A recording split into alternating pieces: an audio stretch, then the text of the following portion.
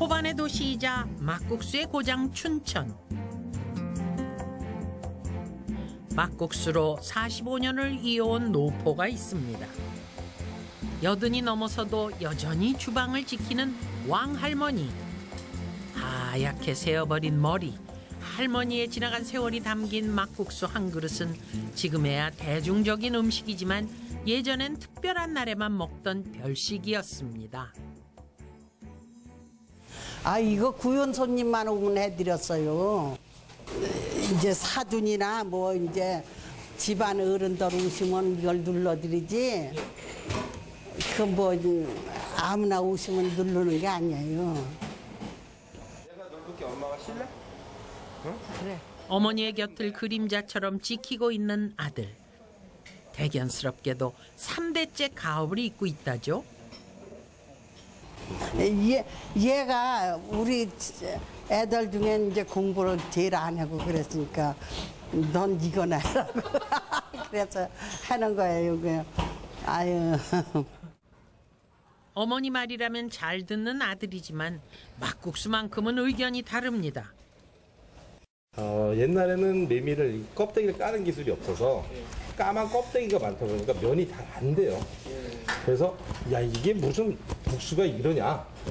이건 그냥 막 만든 국수다. 그래서 막국수라는 설도 있습니다. 아니야. 국수? 저기 이거 이 메물은 금방 이렇게 빠서 해드리잖아요. 그러니까 막국수라 그랬죠. 엄마 말이 맞겠죠.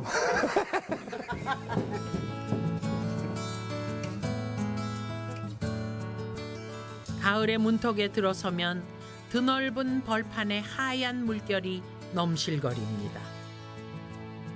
소금을 흩뿌려 놓은 듯 반짝반짝 빛나는 메밀꽃의 향연.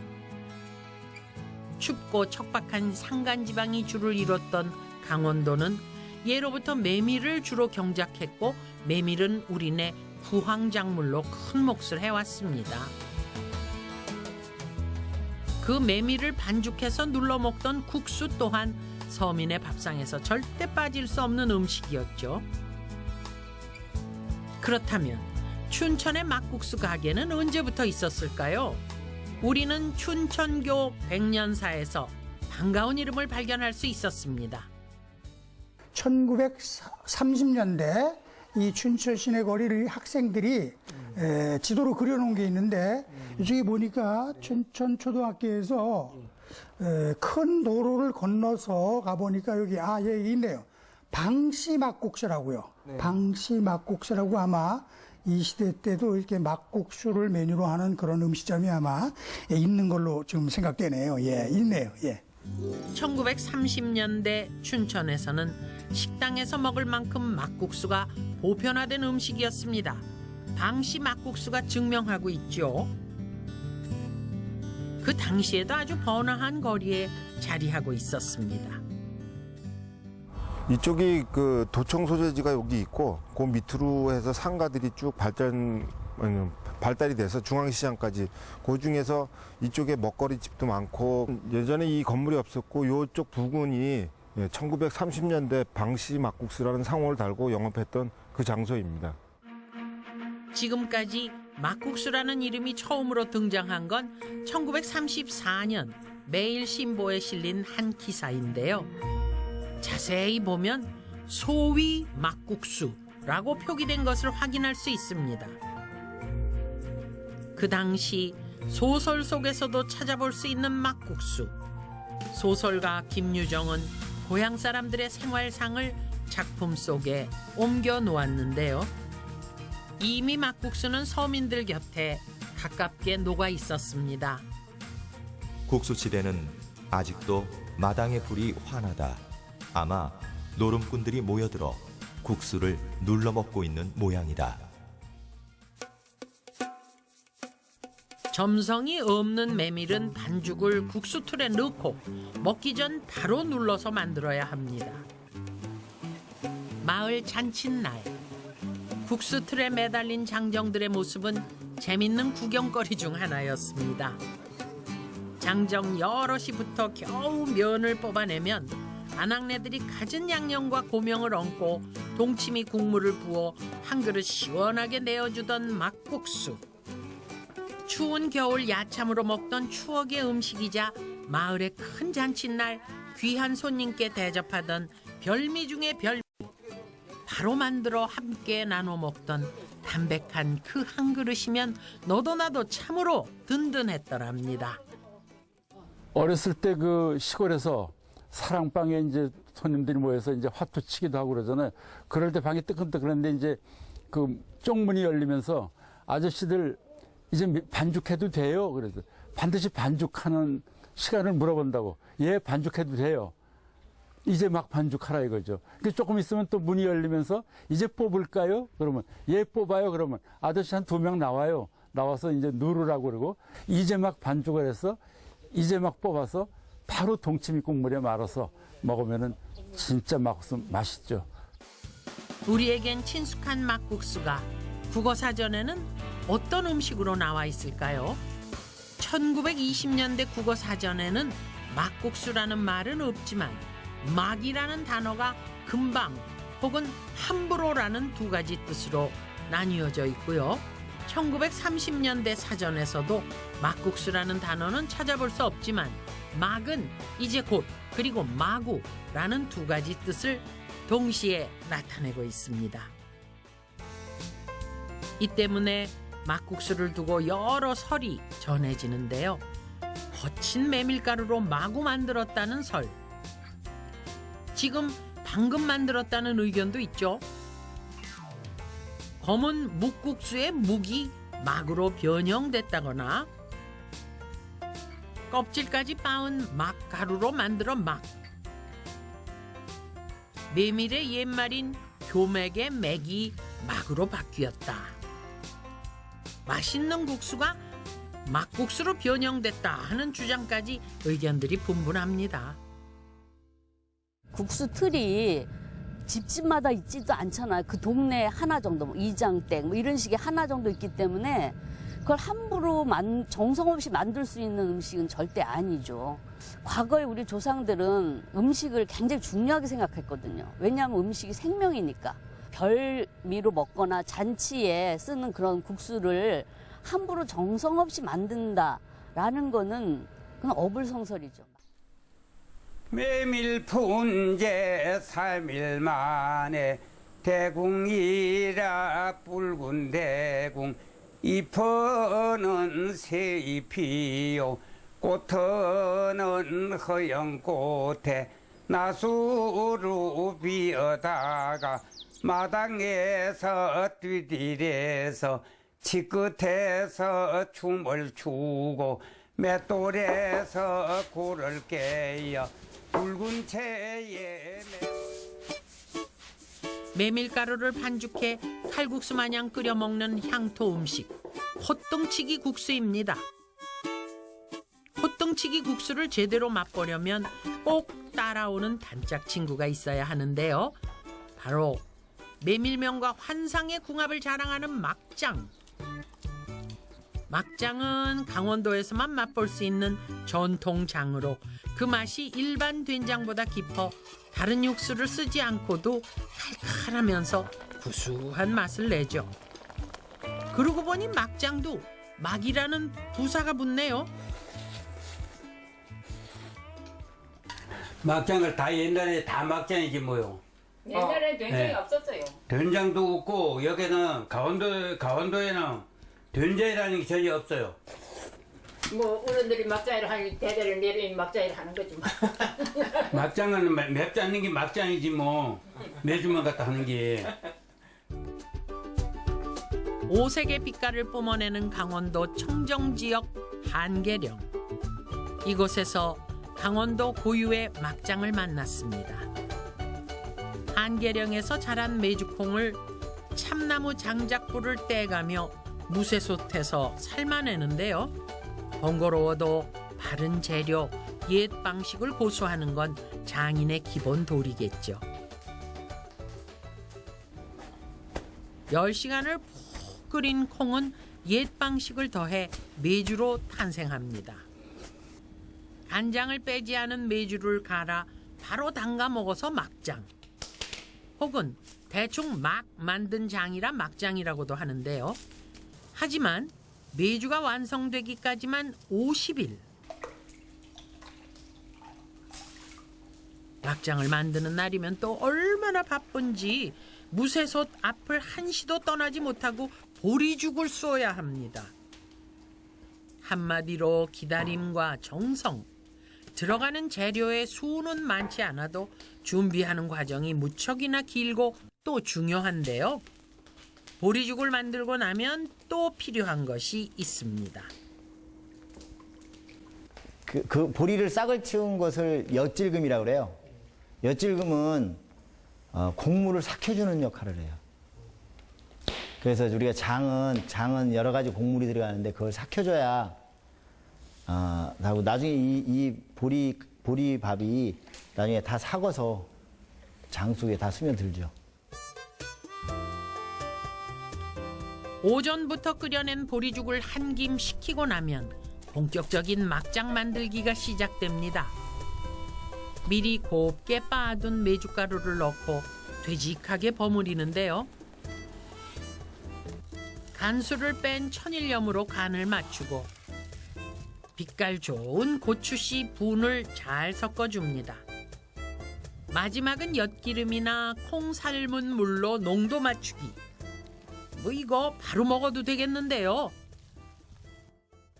지금 이제 재료들이 다 익혀서 나오는 재료라 산악지대에서 또 이런 산간지방에서 바로 해서 한 일주일이나 열흘 안에 먹었던 된장 같은 경우에는 바로 만들어서 바로 먹을 수가 없거든요.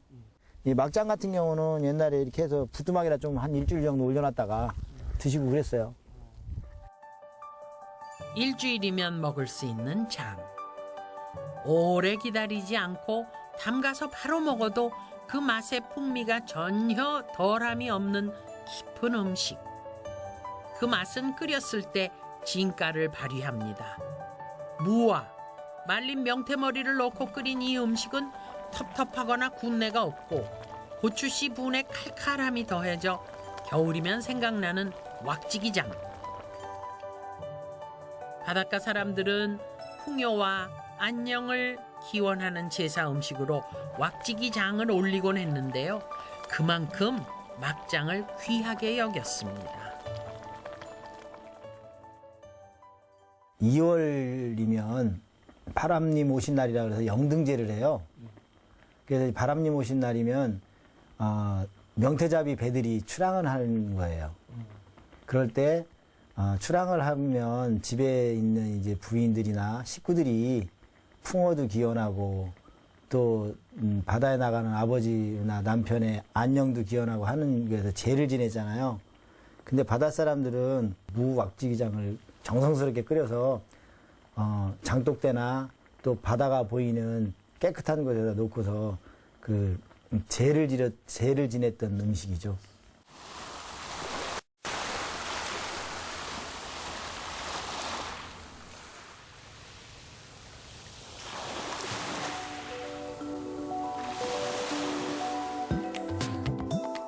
강원도 투매 산골. 쟁기를 맨 소가 앞서거니 뒤서거니 산기슭 비탈진 밭을 갈아 나갑니다. 농군의 추임새에 힘찬 쟁기질로 박자를 맞춰 나가는 소.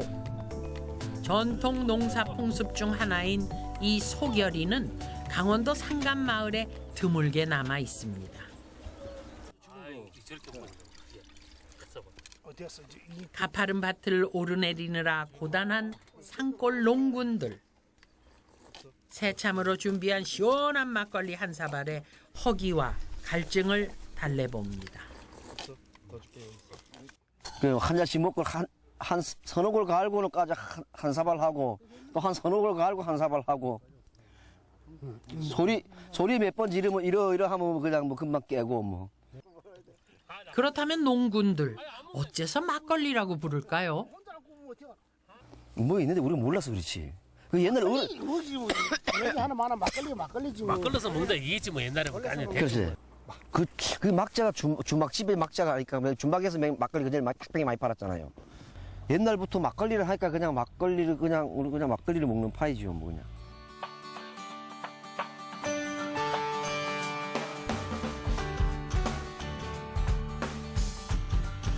솜씨 좋은 아낙네들은 막걸리를 담아 크고 작은 집안일에 기니 쓰곤 했는데요.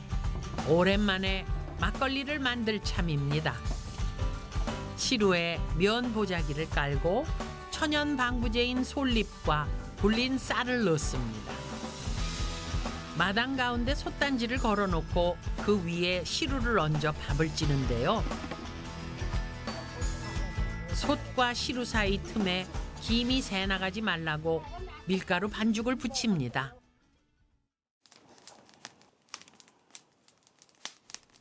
한 시간 남짓 솔잎향 가득 머금은 고두밥이 나왔습니다. 술을 빚을 때는 질고 찰기가 있는 밥보다 되고 고들고들한 고두밥이 적격. 누룩덩어리는 자잘하게 절구에 빻는데요. 바로 이 누룩의 양이 술맛을 좌우한다는군요. 누룩을 작게 넣으면 술이 신다고. 그래서 대대로 넣으면 되지. 누룩에 쌀이 넣어대니까 이것도 넣어대만 넣을까.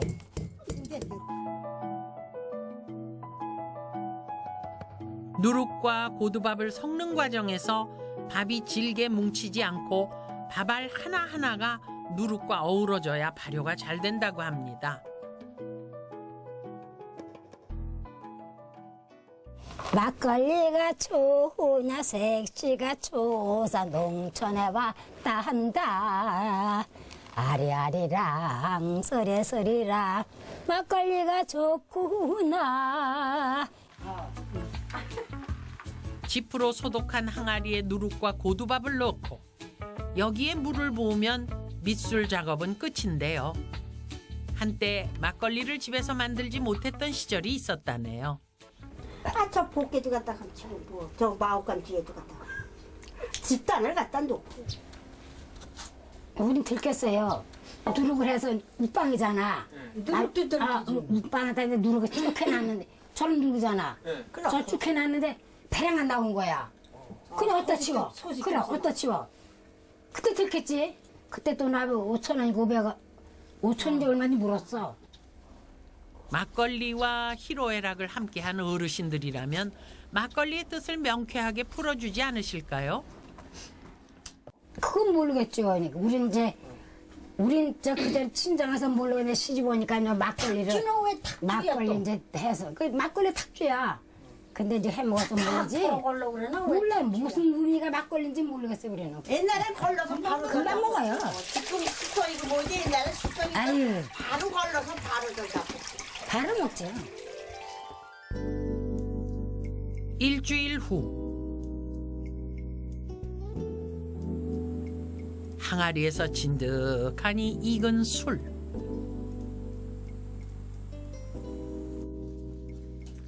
커다란 함지박에 술체를 올려놓고 잘 익은 술을 퍼내 체에 걸러냅니다. 이렇게 빛깔이 누런 막걸리는 톡 쏘는 산미와 함께 감칠맛이 뛰어나죠. 술지개미 꼭꼭 잔에 걸러낸 신선한 막걸리. 막걸리 거르는 날엔 잔치가 열립니다. 모내기를 시작으로 본격적인 농사철을 맞은 농촌은 바쁜 나날을 보내고 있는데요. 인심 좋은 할머니는 방금 걸러낸 막걸리와 구수한 막장 칼국수로 이웃들의 새참을 준비했습니다. 뜨끈한 칼국수로 헛헛함을 채우고 그리고 요 막걸리로 컬컬한 목을 시원하게 축입니다. 농사를 위하여! 캬, 얼마나 꿀맛일까요? 이제 배고플 때 한 잔 마시는 것이 한 거예요. 막걸리. 그렇죠. 좀 먹어봐요. 맛있어요. 농주라고 그래서 영혼 아파요. 그 식사 대용으로 배고플 때 허기를 이렇게 달래는 그러기 위해서 F로 한 잔씩 먹는 거예요. 허기. 배고플 시절이니까 배고픔을 그거 한 잔에 달래는 거야. 그리고 일을 하죠 또. 막걸리는 농주, 탁주, 약주 등 서로 다른 이름으로 불리며 여러 뜻으로 나누어졌죠. 허나 우리 생활 속엔 늘 막걸리가 있었습니다. 언제 어디서든 우리 곁에서 배고픔도 달래고 기분까지 맞춰주니 이만하면 막걸리 국민주 아니겠어요? 19세기에 편찬된 조선시대 백과사전 광제물보를 보면 막걸리라는 단어가 등장하는데요. 문헌상 막걸리의 첫 한글 표기입니다. 조선시대 한글 소설이자 대표 고전 소설인 춘향전에서도 막걸리의 흔적을 곳곳에서 찾을 수 있습니다.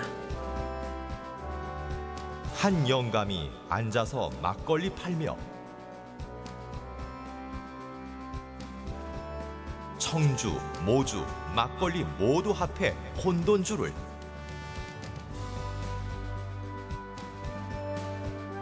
막걸리 한 사발 나왔구나. 가장 그 연대가 확실하면서도 오래됐다고 생각하는 그런 책은 남원고사란 책입니다. 1860년대 그 서울 세책가에서 이제 필사한 책인데요.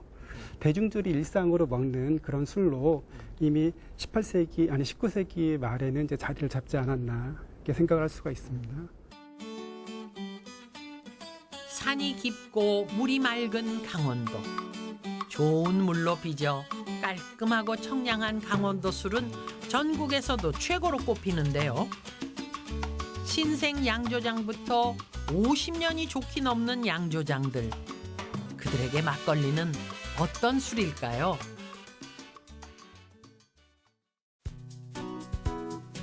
서민들이 주로 마시는 술인데 여럿이 서민들이 마실 수 있는 술이고 막걸리는 금방 걸러서 마실 수 있는 술이라고 합니다. 즐거울 때나 기쁠 때나 농사 질 때 먹는 그런 흥겨운 힘이 생기는 음식이라고 볼 수 있습니다. 사실 정성스럽게 비려갖고서 바로 만들어서 보통 사람, 그러니까 이 서민들이 먹을 수 있는 약주를 떠내고 남는 술 있잖아. 거기다 물을 먹어가지고 막 걸렀다고 그래가지고 막걸리라는 이름이 붙은 거예요. 보통 막걸리라 하면 마구 걸러 짜낸 서민의 술이라는 인식이 있습니다. 하지만 강릉 단오제에서 막걸리는 전혀 다른 대접을 받습니다. 음력 4월 5일 강릉의 옛 관청 칠사당에서 신주를 빚으며 단오제가 시작됩니다. 신에게 바치는 술인 만큼 술을 담는 항아리를 정성스레 소독하고 무녀들은 부정굿을 펼치며 나쁜 기운을 물리칩니다. 몸을 정갈이한 제관들은 입에 한지를 물어 부정을 막고 엄숙한 분위기에서 극진히 신주를 빚습니다. 우리 제사 때 이런 제물이 여러 가지가 많지만은 그중에서 가장 중요한 게 그 신주입니다. 소위 신에게 올리는 술인데 이거는 상당히 그래서 저희들이 상당히 정갈하고 모든 이제 절차를 밟아가지고 뭐 쉽게 하면 이제 그 독도 이제 소독을 하고 또 뭐 부정굿도 하고 또 이게 종사하는 분들은 적어도 일주일 전부터 절대 나쁜 걸 보지 않습니다. 보지 않고 아주 몸을 깨끗하게 해가지고 이 신주를 빚는 겁니다.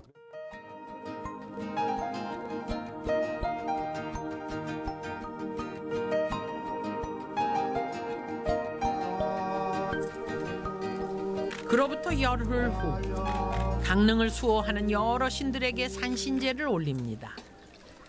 이때 열흘 전 빚었던 신주를 정갈하니 담아 제를 지내는데요. 제관들은 강릉의 풍요와 안녕, 발전을 기원하고 시민들은 가족의 건강과 저마다의 소원을 빕니다. 제가 끝나면 신주를 바로 걸러 시민들과 함께 나눠 마시는데요. 이게 바로 막걸리인 거죠. 한 모금 한 모금 술을 넘기며 복을 마시는 음복. 막걸리는 신에게 바치는 술이자 소중한 염원을 담은 귀한 술입니다. 어떤 이는 막걸리 한 잔으로 수호신에게 치성을 드립니다.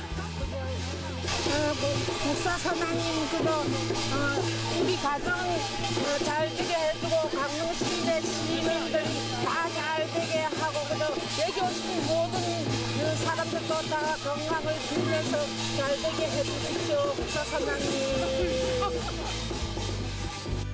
갖은 정성에 신성하기까지 한 막걸리. 마구 만든 술이라고 하기엔 너무도 귀한 술 아닐까요? 1920년에 발행된 조선어 사전에는 함부로 마구라는 뜻의 막과 결합한 여러 단어가 있습니다. 하지만 정작 막걸리는 따로 표기돼 있었습니다. 막이라는 부사를 설명을 하고 그 다음에 그 막으로 시작하는 말들을 그 밑에다 쭉 하위 표제어로 열거를 하는데요. 거기 보면 뭐 막대다, 막말, 막벌다, 막벌이, 막초, 막치, 막필 이런 단어들이 나옵니다. 그러니까 그 당시에 그 마구라는 뜻을 가진 막으로 시작하는 단어들이 이제 이런 게 있었다는 걸 알 수가 있는 거죠. 근데 막걸리의 막을 만약에 그 마구라는 의미로 생각을 했다면 막걸리도 여기 이제 같이 있어야 되는데 막걸리는 다른 항목으로 따로 소개를 하고 있습니다.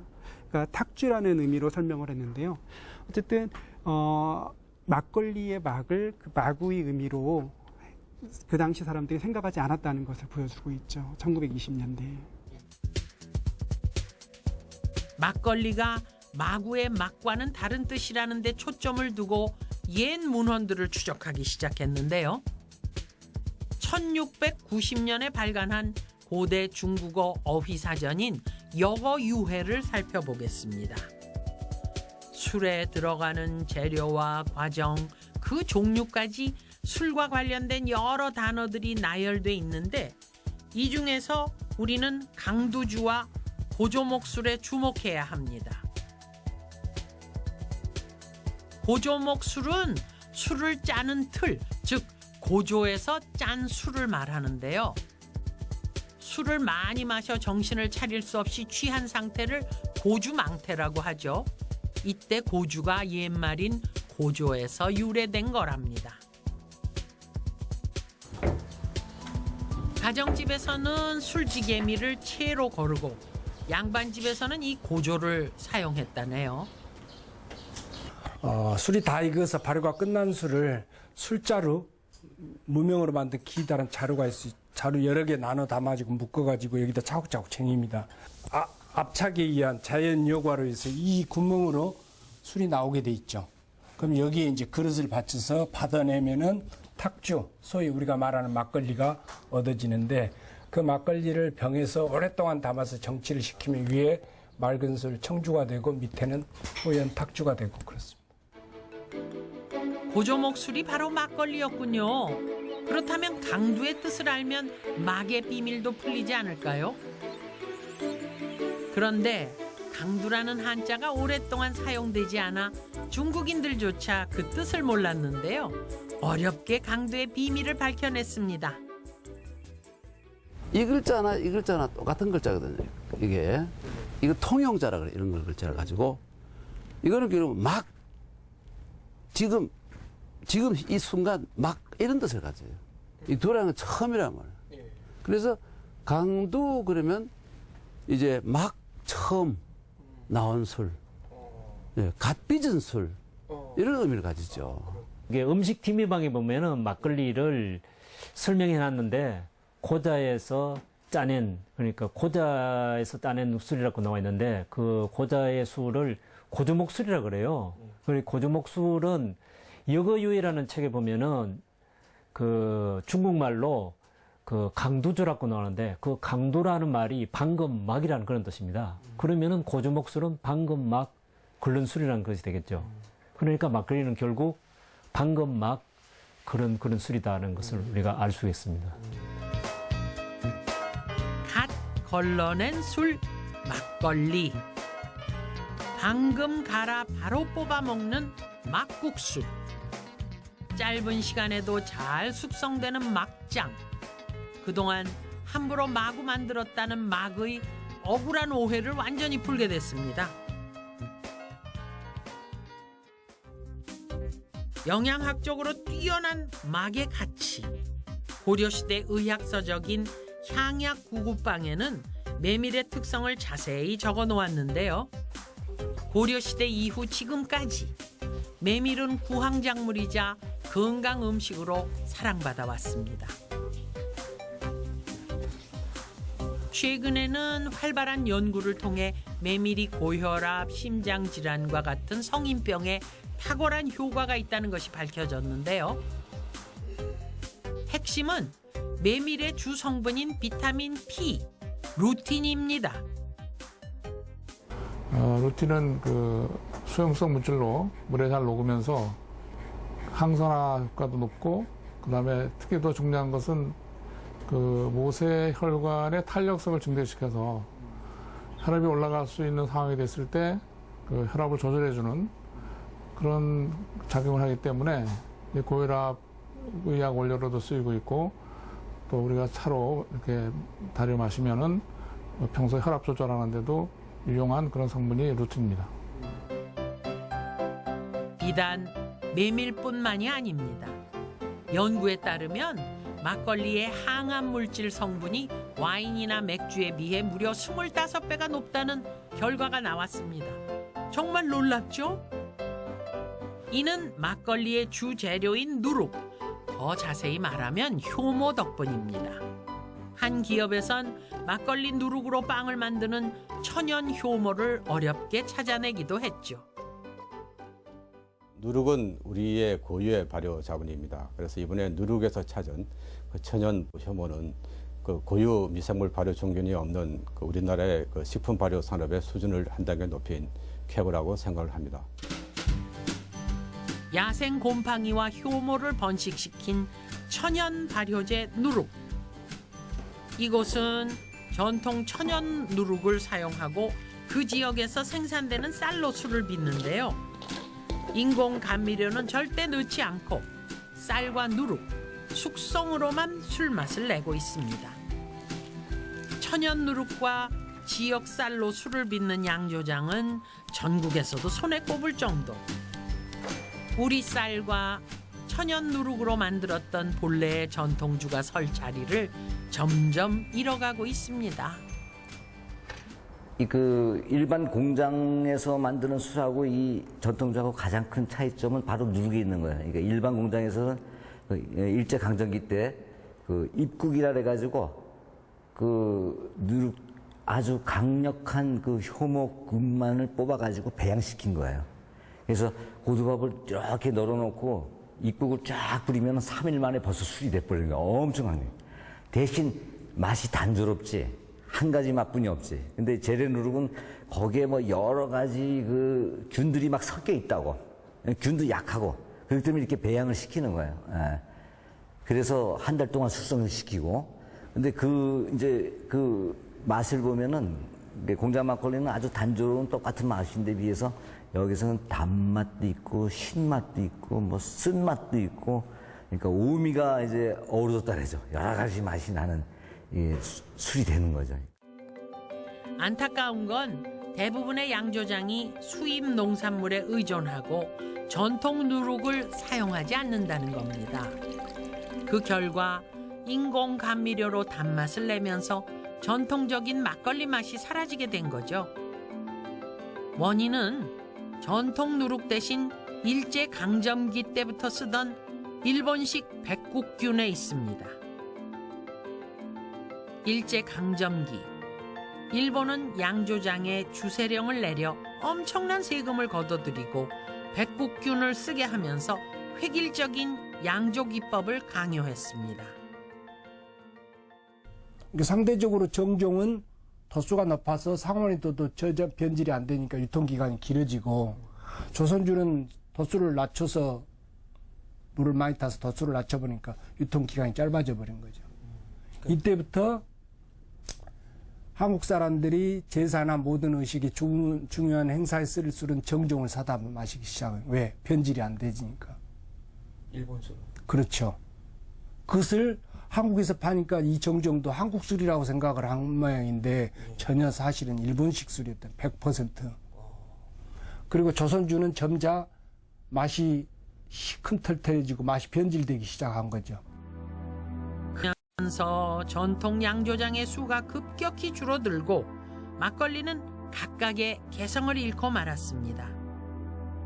거기다가 주막에서 술을 만들어 팔거나 가정에서 술을 빚어 제사나 농사, 중요한 날에 썼던 가양주 문화를 완전히 금지했는데요. 일본의 기업식 양조장이 그 자리를 메우기 시작했죠.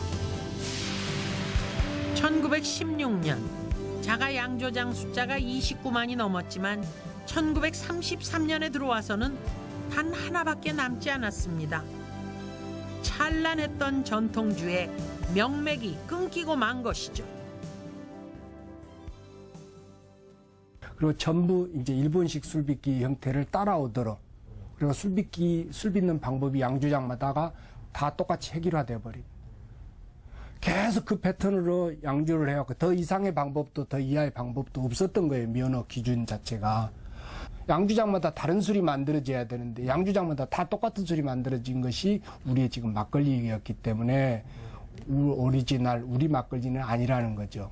그 일본 사람들이 들여왔던 제도를 타파하고 우리 방법으로 본래로 돌아갔으면은 우리 술은 지금의 사케보다 나는 앞섰을 거라고 생각을 해요.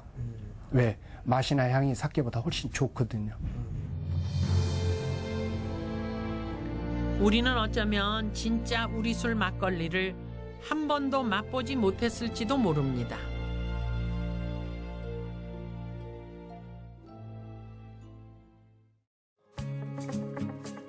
메밀의 경우도 크게 다르지 않았습니다. 메밀 100%로 면을 뽑고 특이하게 메밀싹을 틔워 사용하는 춘천의 막국수집. 춘천이 막국수의 고장임에도 메밀 100%를 사용하는 곳은 흔치 않습니다. 메밀 수요는 많아졌지만 수확량이 현저하게 줄어들어 국내산 메밀을 쓰고 싶어도 없어서 못 쓰는 현실. 때문에 수입 메밀에 밀가루나 전분가루를 섞어 쓰는 곳이 대부분인데요. 그래도 춘천은 메밀 함량 60% 이상을 지키고 있습니다. 이곳 사장님은 국내산 메밀 100%로 막국수를 만들고 싶지만 그러지 못하는 현실이 답답하기만 합니다. 국산 메밀 같은 경우에는 그 소출량, 또 소출량도 그렇지만 또 원가적인 측면에서 다른 작물에 비해서 소득이 적다 보니까 사실 메밀을 심지 않고 메밀값은 그래서 국산하고 수입산하고 비교하면 약 한 2배, 3배 정도 차이가 나죠. 그러다 보니까 원가 대비 사실 그 수입산을 영업하는 데서는 쓸 수밖에 없고 실질적으로 뭐 대한민국에서 생산되는 메밀은 그렇게 몇 프로 차지하지 못하고 메밀이 다른 농작물에 비해 수익성이 떨어지는 탓에 다른 작물로 돌아선 농가가 늘고 있습니다. 메밀의 고장 강원도에서조차 매해마다 메밀 수확량이 감소하고 있죠. 그 지자체에서 좀 관심을 가져야 될 것 같아요, 제가 보기에는. 네, 그래서 농민들을 갖다가 이 농가를 계속 설득을 시키고, 그 다음에 그 메밀에 대한 걸 갖다가 다시 한번 그 인식을 시키면서, 그리고 거기에 좀 비용이 다른 작물에 비해서 어떤 그 소득이 좀 적으면 거기에 좀 우리가 지원을 해주는 방향으로. 이렇게 해서 자꾸만 그 메밀을 그 대폭적으로 확대는 안 되더라도 감소는 하지 말아야 되겠다.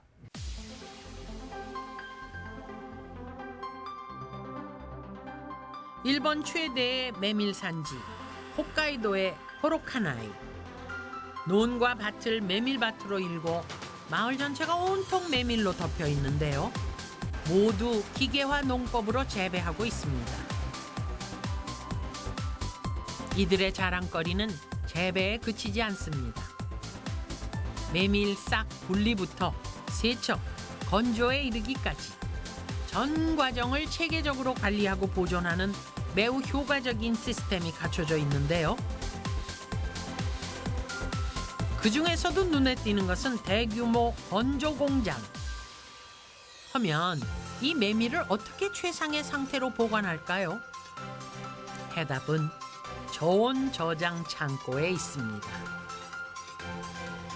겨울철 내린 눈을 저장했다가 녹은 물을 순환시켜 전기세 걱정까지 뚝! 참으로 부럽고도 기발한 생각이네요. まずは、このそばの品質を保つのが一番で、もう一つがランニングコスト経費、大まかに5分の1ぐらいの節約になりますと、もう一つ強いて言えば、幌加内町のイメージの白い雪を使ってます。 좋은 이미지까지 생기니 자부심 담긴 원산지 표기는 물론이거니와 메밀을 빻는 방식 또한 더더욱 신경을 쓰게 됐다는군요. 맷돌로 메밀을 빻으면 정교한 데다가 이물질이 없어 깨끗한 메밀가루를 얻을 수 있다고 합니다.